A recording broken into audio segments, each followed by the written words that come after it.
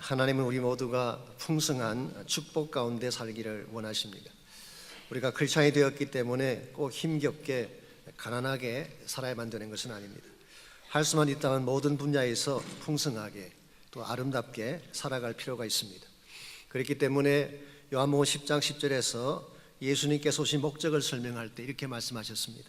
내가 온 것은 양으로 생명을 얻게 하고 더 풍성히 얻게 하려는 것이라. 예수님께서 오신 목적은 우리를 구원하셔서 겨우 천국 가게 하기 위함의 목적이 있는 것이 아니라 구원받은 이후에 풍성한 삶을 누리게 하는 것, 이것을 주님이 오신 목적이라고 설명했습니다. 그럼에도 불구하고 오늘 많은 그리스도인들이 부유한 삶을 누리기보다는 힘겹게 살아가는 케이스를 보게 됩니다. 이유가 무엇일까요?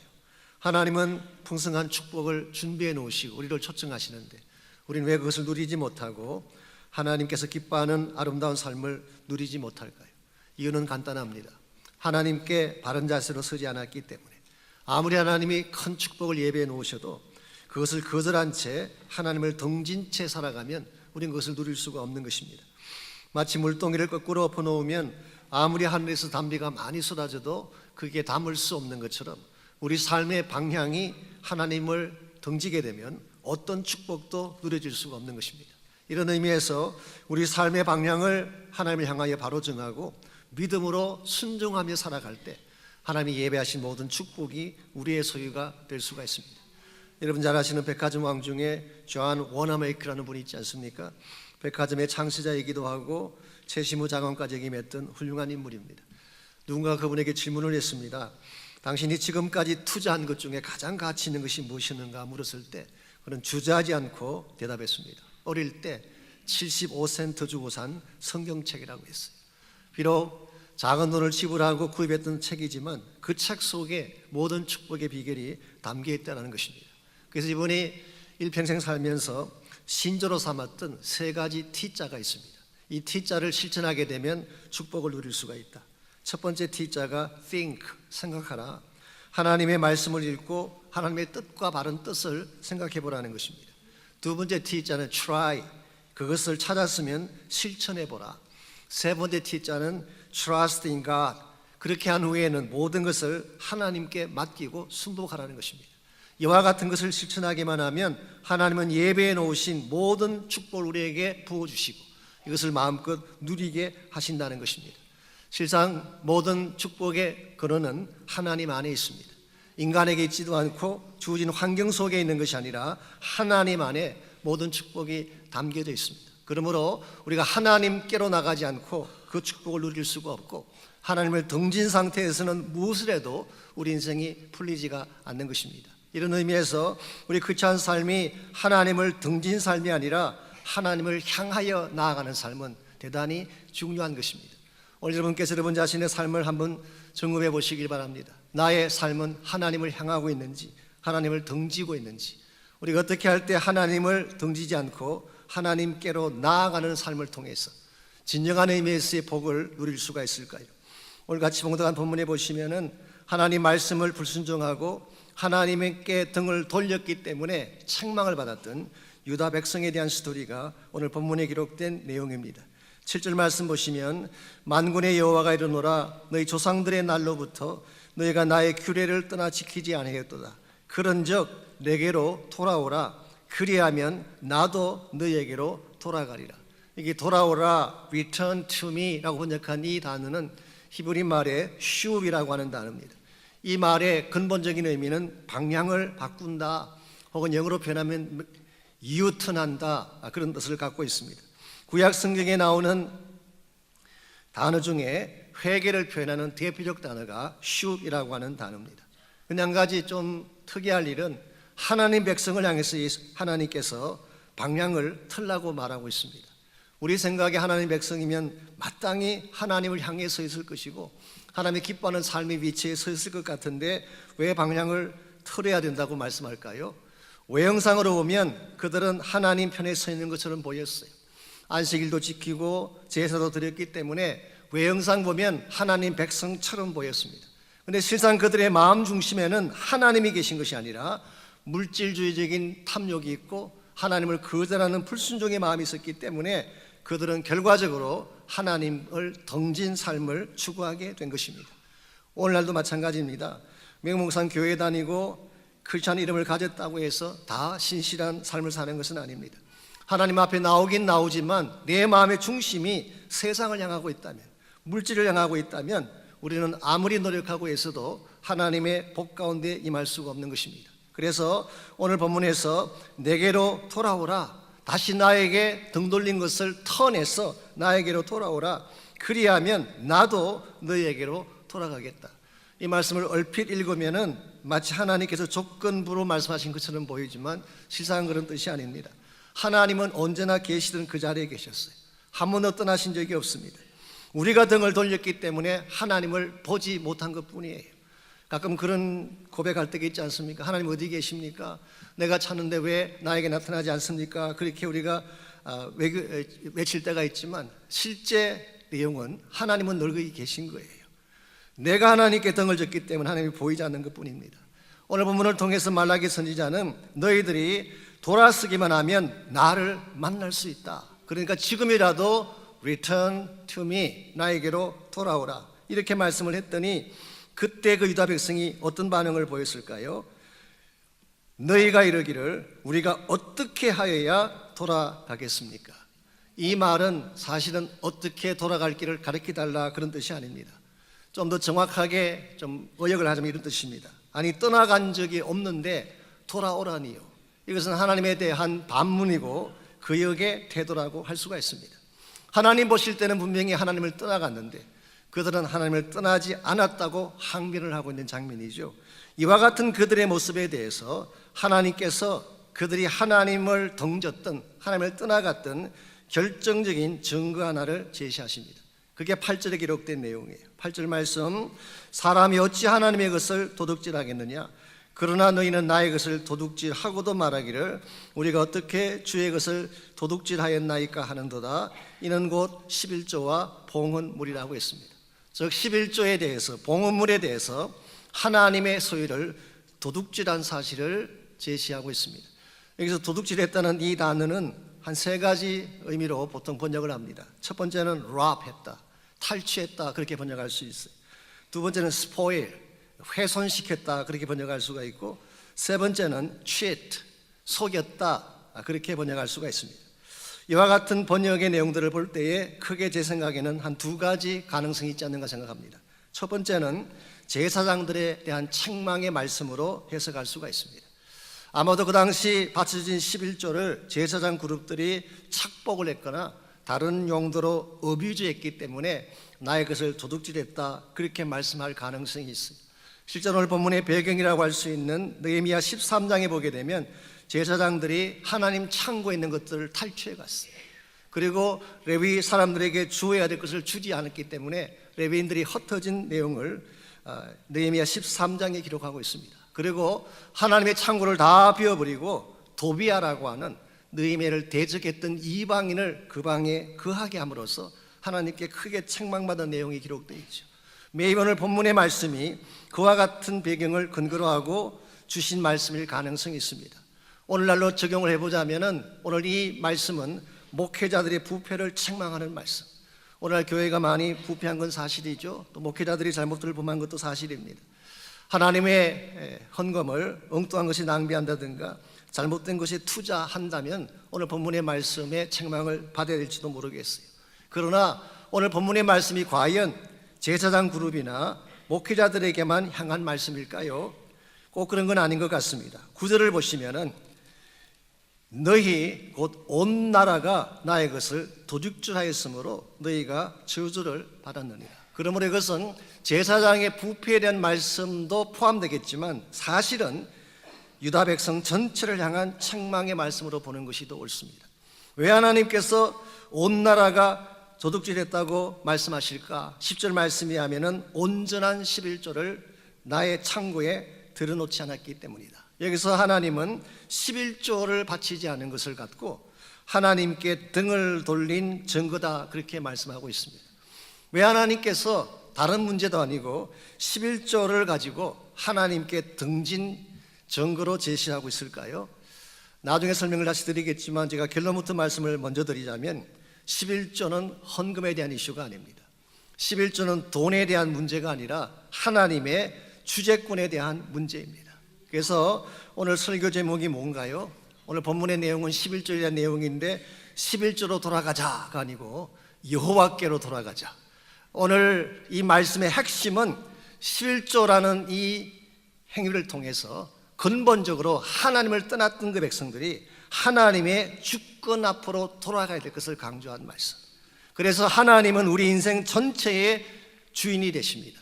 내가 가진 물질과 시간과 나의 모든 소유에 대한 주인이 되시는데 그 주인됨을 인정하지 아니하고 내 마음대로 인생을 사용하고 내 마음대로 물질을 사용했다면은 오늘 본문에 의하면은 우리 하나님께 등을 돌리고 하나님의 말씀을 불순종한 케이스가 되는 것입니다. 이런 의미에서 오늘 11조라고 하는 이 제도를 통해서 하나님께로 돌아가는 것이 어떤 것인가를 다시 한번 우리가 점검해보고 우리 삶이 하나님 보실 때에 합당하고 축복 주실 만한 그런 인생으로 드려야 될 줄 압니다. 11조라고 하는 것이 무엇일까요? 물론 10분의 1을 하나님께 바치는 것이 11조이긴 하지만 성경 전체적으로 제가 조금만 정리해드리자면 첫 번째로 11조의 기원은 아브라함 때부터 시작이 됐어요. 창세기 14장에 보게 되면 아브라함이 전쟁터에서 이기고 돌아올 때 그 전리품 중에 10분의 1을 멜기세덱 왕에게 바친 내용이 나옵니다. 이것이 성경에 기록하고 있는 11조의 기원입니다. 물론 고대 사회에서 다른 종교나 다른 국가에도 10분의 1을 바치는 제도가 있었어요. 이것은 이스라엘에게만 국한된 제도가 아니라 다른 종교에도 10분의 1을 바치는 제도가 있었어요. 그래서 어떤 성경학자는 이 11조의 제도가 십진법에서 유래한 것이 아닌가. 이 카운트할 때 손가락 10개밖에 없으니까 10가지밖에 카운트를 못해요. 그래서 이 11조 컨셉이 십진법에서 나온 것이 아닌가 그렇게 설명하는 분도 계시긴 합니다만은 anyway 하나님과의 관계성 속에서 11조를 제정한 것은 아브라함 때다 그렇게 말할 수 있습니다. 두 번째로 이 11조는 언약과 관련이 있습니다. 아브라함이 멜기세덱에게 11조를 바친 바로 직후인 창세기 15장에 가서 하나님과 언약을 체결해요. 그러므로 이 11조는 언약의 백성이 드리는 것이지 언약의 백성이 아니라면 11조를 드릴 이유도 없고 드려도 아무 의미가 없는 것입니다. 즉 하나님의 백성 되었기 때문에 하나님께 올려드리는 것이 11조. 이런 측면에서 11조는 율법과 관련이 없습니다. 11조는 언약과 관련이 있지 율법과 관련이 없습니다. 어떤 분들은 그렇게 설명하기도 하죠. 11조는 율법에 속한 것이기 때문에 율법이 폐지되었기 때문에 오늘날 11조를 이야기하는 것은 맞지 않다 그렇게 주장하는 학자들이 제법 많이 계세요. 오늘 본문을 다시 보시면은 11조는 율법 이전에 세워진 율법이 주어지기 약 400년 전에 아브라함에서 세워진 것이기 때문에 율법과 관련이 있는 것이 아니라 아브라함과 관련이 있고 언약과 관련이 있는 것입니다. 그래서 심지어 신약 성경인 마태복음 23장 23절에 보시면은 예수님께서 이 문제를 정확하게 다루어 주셨어요. 화 있을진저 외식하는 서기관들과 바리새인들이여 너희가 박하와 회양과 근체 11조는 들이되 율법에 더 중한 바 정의와 긍휼과 믿음은 버렸도다. 그러나 이것도 행하고 저것도 버리지 말아야 할지니라. 이것은 정의나 긍휼과 믿음을 말하는 것입니다. 그것도 너희들이 지켜야 되겠지만 동시에 저것도 11조를 드리는 것도 버리지 말아야 한다 그렇게 말씀하셨어요. 그러므로 11조라는 제도는 율법에 속한 것이라기보다는 언약과 관련된 것이고 아브라함과 관련된 것을 알 수가 있습니다. 세 번째로 11조는 하나님의 주재권에 대한 선포를 말하는 것입니다. 즉 나에게 주어진 모든 것이 하나님 것이다 이것을 고백하기 위한 신앙 고백 행위가 11조인 것입니다.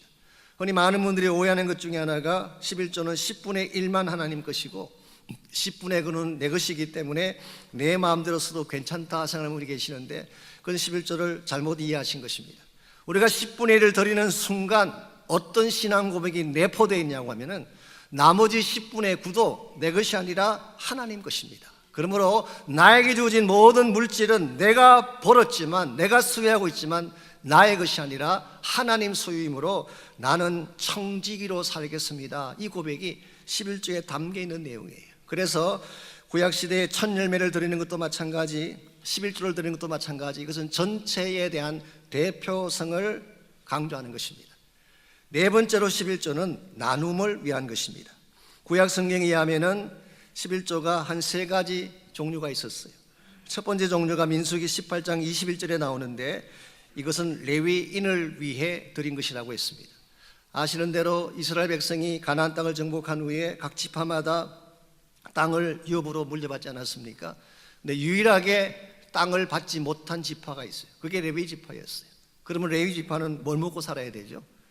그래서 하나님께서 11조라는 제도를 통해서 다른 지파들이 낸 11조를 가지고 레위 사람들을 먹여 살리게 하신 거예요. 그러니까 11조의 첫 번째 의미는 레위 사람들에게 주기 위한 것입니다. 두 번째로 신명기 14장 23절에 하면은 하나님의 처소에서 함께 먹기 위해 주신 것, 즉 성소에서 공동체가 함께 먹고 나누기 위한 목적, 이 공동체적 목적이라고 할 수가 있습니다. 세 번째 케이스가 신명기 26장 12절에 나오는데 이와 같은 11조 외에 매 3년마다 또 드리는 11조가 있었어요. 이 11조는 레위 사람들에게도 주지만 나그네나 고아나 과부들에게 나누기 위한 11조였어요. 요즘 말로 표현하자면은 사회적인 용도, 힘든 가운데 있는 지체들을 섬기기 위한 용도, 공동체 바깥에 있는 사람들에게 사용하기 위한 선교적 용도라고 할 수가 있습니다. 이스라엘 민족은 이와 같은 11조 제도를 통해서 물론 하나님을 섬기기도 하지만 공동체를 세워나가고 서로 도와주고 그래서 더 건강한 하나님 백성 되게 만들기 위해 주신 제도가 11조였어요. 이런 측면에서 11조라고 하는 것은 하나님의 주재권을 인정하고 청지기 삶을 살겠다고 하는 하나님 백성의 삶의 원리를 말하는 것이지 돈이나 헌금에만 국한된 이슈가 아니라는 것입니다. 여러분과 제가 이 사실을 잘 인정을 하고 하나님 앞에 하나님의 주재권을 인정해주고 청지기로서 바르게 삶을 살아가게 되면 이 11조를 통해 하나님은 많은 축복을 약속하고 계십니다. 이런 의미에서 11조는 참된 하나님의 축복을 누리게 만드는 축복의 종자씨와 같다, 그렇게 말할 수 있어요. 농사를 짓는 분들은 잘 아실 것입니다. 종자씨라고 하는 것은 내가 먹는 것이 아닙니다. 이 종자씨는 내년 봄에 땅에 뿌리기 위해서 모아두는 것입니다. 내가 배가 고프다고 그걸 먹어버리게 되면 그 다음에 뿌릴 게 없어요. 그러면 밭에서 날 양식이 하나도 없어지게 되겠죠. 하나님께서 11조는 이런 의미에서 축복을 만들어내기 위한 종자씨와 같은, 그래서 오늘 하나님이 여러분과 저에게 이 본문의 말씀을 주신 것은 막연하게 헌금해라, 11조 결단해라 이것이 아니라 하나님 백성답게 하나님의 절대주권을 인정하고 하나님의 청지기로서 바르게 살아야 될 삶에 대한 과제를 소개하시고 있다고 말할 수 있습니다. 여러분과 제가 이 사실을 바로 이해할 수만 있으면 참된 축복의 근원이 여기서부터 나오는 것을 경험할 수가 있게 됩니다. 제가 언젠가 신문을 봤더니 요즘 한국의 홍대 앞이나 압구정 등 로데오 거리에 점을 치는 점집이 그렇게 많이 세워졌대요. 한 300m 정도 걸어가면 그 안에 15개나 점집이 있을 정도로 점 치는 사람들이 많습니다. 연예인들도 와서 점을 치고 정치가들도 와서 점을 치고 젊은 커플들도 와서 점을 치고, 그래서 그곳에 와서 점도 치지만 부적도 사가고 그렇게 한대요. 요즘 인기가 있는 부적이 금돼지 부적, 뚝딱 방망이 부적도 있고 만사 형통 부적도 있고 심지어 건강 부적도 있다고 합니다. 근데 놀라운 사실이 뭔지 아십니까? 그 부적을 판매하는 곳을 찾는 고객들 가운데 10명 중 3사람이 교회 다니는 사람이래요.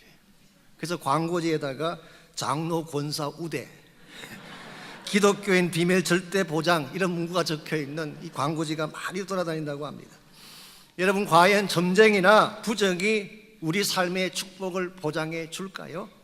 이건 넌센스입니다. 여러분이 아무리 많은 부적을 구입을 하고 아무리 점을 많이 쳐도 그것이 여러분 삶의 블레싱을, 축복을 절대 보장해 줄 수가 없습니다. 참된 차원의 축복은 하나님이 주시는 거예요. 하나님께만 축복의 근원이 있기 때문에. 그래서 영국의 시인인 존 밀턴이 이런 말을 한 적이 있습니다. 하나님으로부터 오는 것만이 진정한 축복이다, 그런 말을 했어요. 세상이 나에게 주는 것이 아니라, 내가 애써서 만든 것이 아니라 하나님으로부터 오는 것만이 참된 축복이라고 말씀을 했습니다. 이런 의미에서 오늘 여러분과 제가 진정한 축복을 누리기를 소원한다면 하나님께로 돌아가서 그분의 주재권을 인정하고 참된 청지기의 삶을 살 각오를 해야 됩니다. 여러분과 제가 하나님의 주권을 인정하고 바른 청지기로 살아가게 되면 하나님은 어떤 축복을 우리에게 부어주실까요? 10절에서 12절까지를 보게 되면 최소한 3가지 차원의 축복이 오늘 본문에 소개가 되어 있습니다. 우리가 하나님께로 돌아가서 그분의 주권하에 바르게 살면 제일 첫 번째로 열림의 축복이 주어집니다. 하늘의 문이 열려지는 축복, 이것이 우리가 누릴 첫 번째 케이스입니다. 10절 말씀 제가 다시 읽어드립니다. 만군의 여호와가 이르노라 너의 온전한 11조를 창고에 들여 나의 집에 양식이 있게 하고 그것으로 나를 시험하여 내가 하늘 문을 열고 너에게 복을 쌓을 곳이 없도록 붙지 아니하나 보라 그랬어요. 여기서 하늘 문을 연다는 표현이 나옵니다. 하나님께서 우리가 하나님께 11조를 올려드려서 그분의 창고를 가득 채워주게 되면 하나님이 하늘 문을 여셔서 우리에게 쌓을 곳이 없도록 풍성한 복을 부어주시겠다. 이 말씀을 우리가 묵상해 보게 되면요, 하나님께서 11조를 말씀하신 것은 단순히 우리 가진 것을 탈취해 가셔서 그분의 빈 것을 채우려는 목적이 아닌 것을 알 수가 있어요. 오히려 반대입니다. 이것을 빌미로 삼아서 하늘 문을 여시고 우리에게 더 큰 축복을 안겨주시기 위한 것. 전 여기에 아버지의 마음이 있다고 생각합니다. 아버지가 자녀가 가진 것을 달라고 할 때에 그 자녀가 가진 것을 탈취해서 빼앗으려고 하겠어요? 더 많은 것을 주고 싶어서 그렇게 말하는 거죠. 오늘 하늘 아버지가 여러분과 저에게 11조에 대한 말씀을 하신 이유는 우리 것을 빼앗아가기 위한 목적이 아니라 오히려 이것을 계기로 해서 여러분과 저에게 더 넘치는 것을 부어주시려고. 하늘이 열리면 어떤 축복이 우리에게 주어질까요? 한 2가지 차원을 생각할 수 있는데요, 첫 번째가 신령한 복을 받을 수가 있습니다. 물론 세상적인 축복도 중요하고 물질적인 축복도 중요하지만 하나님께서 하늘 문을 여시고 부어주시는 신령한 복, 이건 더 소중한 것입니다. 기쁨이라고 하는 것 하나님이 주시는 거예요. 평안이라고 하는 것 하나님이 주시는 것입니다. 우리가 성령 받고 은사 받고 하나님의 능력을 공급받는 것도 하나님이 주시는 거예요. 우리의 인생이 힘들고 답답한 이유는 사실은 환경 때문이 아닙니다. 어떤 분들은 경제적인 이슈 때문에 힘들다 그렇게 말을 하지만 진짜 중요한 이유는 거기 있잖아요. 하늘이 닫히면 모든 게 다 힘들어지는 것입니다. 아무리 좋은 환경 속에 많은 물질을 소유해도 하늘이 닫히게 되면 신령한 복을 누릴 수가 없고 참된 의미에서 행복을 누릴 수가 없는 것입니다. 만일 돈만 가지면 행복할 수 있다면 왜 재벌들의 가정이 깨어지고 상처투성이가 되고 재벌 자녀들이 왜 자살을 하겠어요? 만일 돈이 우리 인생의 행복을 보장해 주는 것이라면 돈 많으면 누구나 행복해야 되는데 그렇게 살지 못하고 있잖아요. 그러므로 돈으로 줄 수 없는 아름다운 축복, 돈으로 살 수 없는 더 존귀한 축복이 하나님이 하늘 문을 여실 때 우리에게 주어지는 축복입니다. 이 복이 주어지게 되면 고난 가운데서도 찬양할 수가 있고 나의 삶 속에 절망이 찾아와도 절망을 빼뜨리고 기적 가운데로 나아갈 수가 있는 것입니다. 에스겔서에 보게 되면 에스겔 당시 바벨론의 포로로 끌려간 그 민족들이 정말 그발강가에서 통곡하며 울며 절망의 시간들을 보내지 않았습니까? 그들의 환경을 보게 되면 어디에도 빛이 없고 희망이 없어 보이는데도 불구하고 그들은 하나님 비전을 봤어요. 해골골짝 같았던 마른 뼈다귀들이 군대같이 일어나는 큰 비전을 보고 하나님의 성전이 다시 세워지는 비전을 보았어요. 이것을 보게 되었던 비결이 어디 있을까요? 에스겔 1장 1절에 그 비결이 나와 있습니다. 하늘이 열리며 그랬어요. 하늘이 열리면 하나님의 비전을 볼 수 있어요. 하늘이 열리면 소망을 보는 것입니다. 하늘이 열릴 때 우리 심령 속에 막혔던 것들이 뚫려지게 되고 참된 차원의 기쁨으로 나갈 수 있게 되는 거예요. 이게 하늘 문을 여실 때 우리에게 주시는 첫 번째 케이스라고 한다면, 두 번째 케이스는 물질적인 축복도 동시에 약속하고 있습니다. 하나님은 쌓을 곳이 없도록 물질적인 복도 부어주신다. 나의 창고에 양식을 있게 하면, 이 말을 여러분이 오해하시면 안 됩니다. 하나님 창고에 양식이 있게 하라 그러니까 교회 다 헌금하라는 뜻인 줄 알고 혹시라도 긴장하시는 분이 계실까 봐 미리 말씀드립니다. 긴장하지 마십시오, 그런 뜻이 아니라 이것은 하나님의 목적을 위해 나에게 주어진 물질을 하나님의 뜻을 위해 바르게 사용하면 그렇게 번역할 수 있어요. 우리에게 주어진 물질이 내 것이 아니라 하나님 소유이기 때문에 나의 모든 것이 하나님 것이기 때문에 하나님이 기뻐하시는 목적을 위해 바르게 드려지게 되고 사용되게 되면 그때 하나님께서 우리 인생의 창고도 넘치게 해주실 것이다. 이것을 잘 깨닫고 일찍이 실천했던 위대한 미국인이 하나 있습니다. 앤드류 카네기라고 하는 분, 여러분 잘 아시는 분일 것입니다. 강철 왕으로 알려져 있는. 이분은 사실 스코틀랜드에서 이민을 와서 힘든 가운데 성장했던 그런 인물입니다. 가정은 비록 가난하고 공부할 기회도 많지 않았지만 한 가지 참 감사할 일은 믿음이 좋은 어머니를 가졌어요. 어머니가 평소에도 아들에게 늘 신앙교육을 잘 하셨지만 마지막 돌아가시기 전에 임종을 앞두고 카네기에게 조그만 쪽지 하나를 남겼어요. 그걸 펴보니까 이런 글귀가 적혀 있었습니다. 너는 평생 하나님의 창고를 부하게 하라.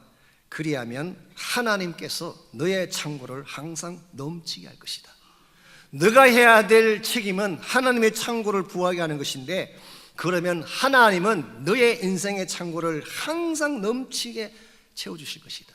이 어머니의 유언을 심각하게 받고 이것을 실천한 결과 우리가 아는 것처럼 US 스틸 코퍼레이션을 세우고 그분이 남겼던 재산, 그 당시 재산을 제가 한번 그 자료를 찾아봤더니 요즘 돈으로 환산을 하게 되면 372 밀리언 달러스, 밀리언이 아니고 빌리언 달러스. 별로 놀라는 표정도 안 지으시는 것 같은데, 여러분 빌 게이츠의 재산이 얼마인지 아십니까? 지금 현재 91 빌리언밖에 안 돼요.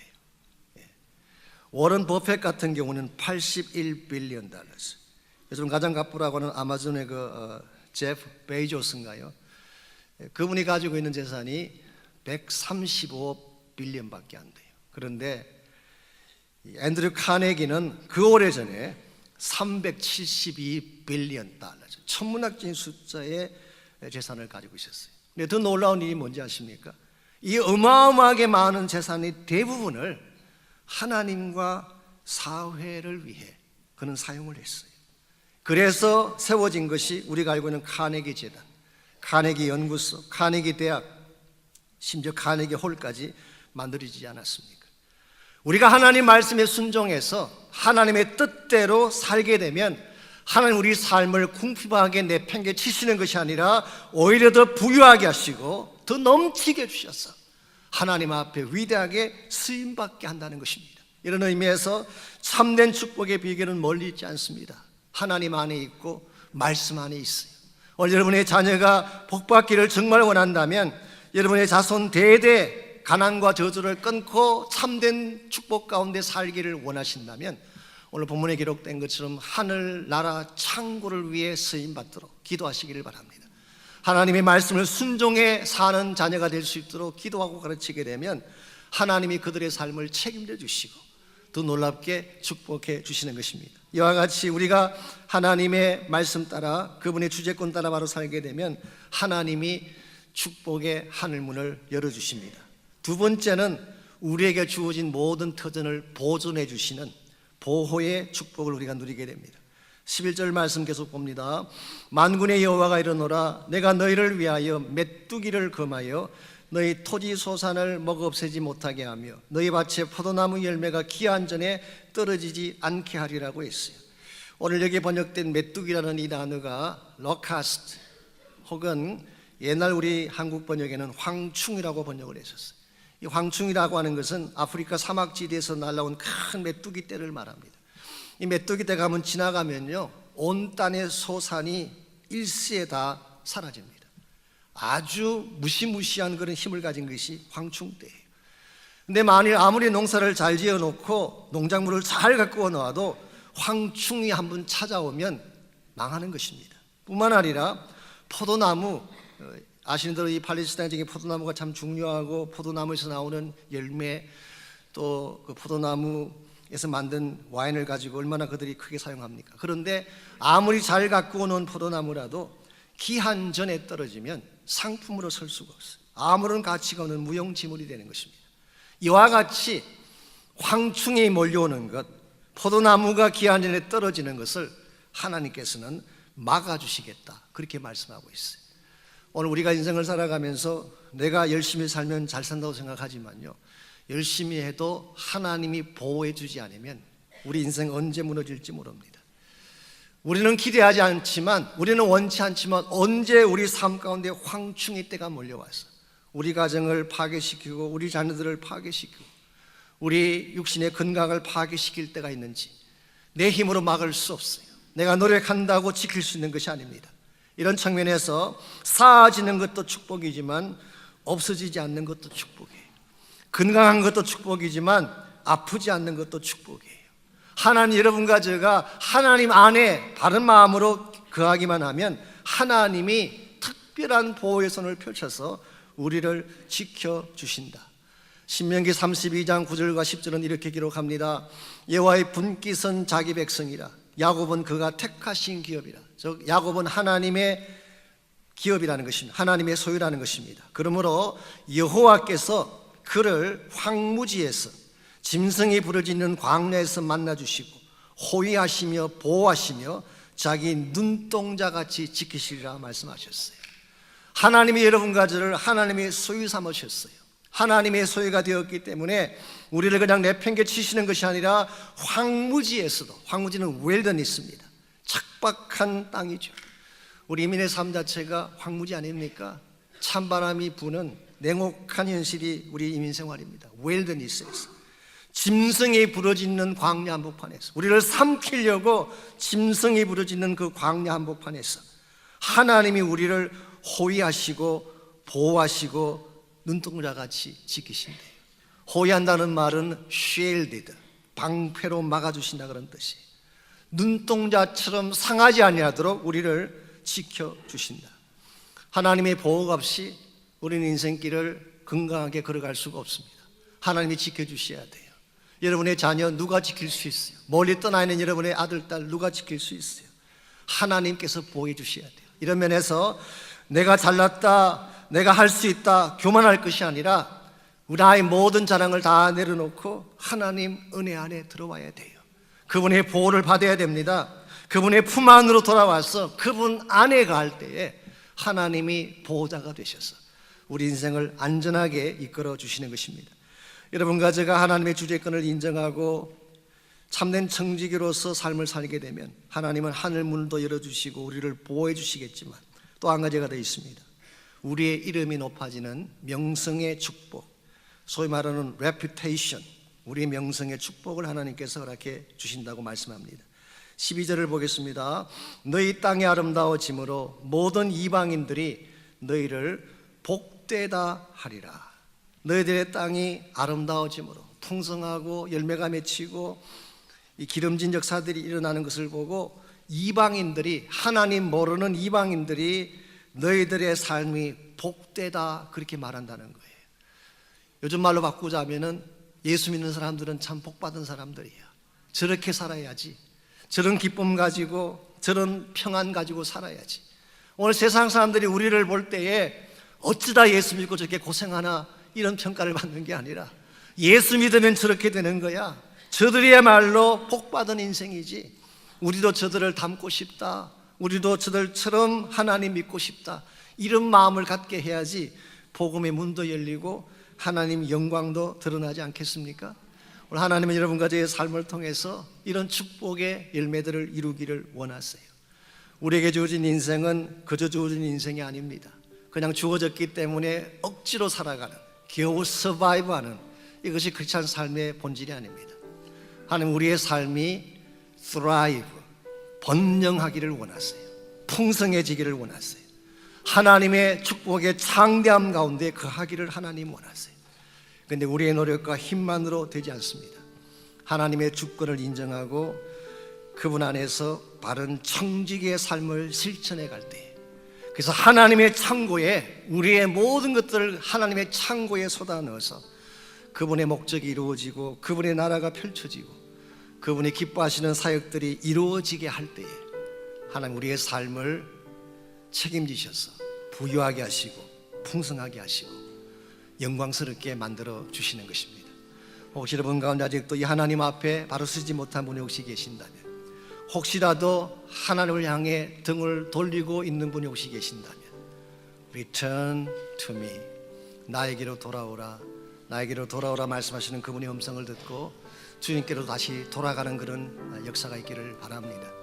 우리 가진 것 아무리 많아도 하나님이 개입하지 않으면 우리 인생 바르게 설 수 없습니다. 내 뜻대로 내 마음대로 되지 않는 것이 인생 아닙니까? 하나님의 보호가 필요하고 하나님의 개입이 필요하고 하나님의 축복이 필요합니다. 그래서 이 시간에 우리가 한번 이 말씀 붙잡고 기도하면 좋겠습니다. 혹시 나의 삶의 방향이 하나님을 등지고 있다면 다시 내 마음의 중심이 하나님을 향하게 해주십시오. 내가 물질을 신뢰하고 내 자신을 신뢰했던 모든 것들을 다 내려놓고 오직 하나님 한 분만이 나의 주인됨을 고백하고 이제 이후로는 그분의 뜻대로 살겠습니다. 나에게 주어진 시간, 물질, 재능이 내 것이 아니라 하나님 것임을 선포하고 그 목적 위에 살 수 있도록 힘을 달라고 기도하시고 그렇게 결단하며 나가는 시간이 있기를 바랍니다. 우리 한 목소리로 같이 우리 헌신의 기도, 결단의 기도 드리겠습니다.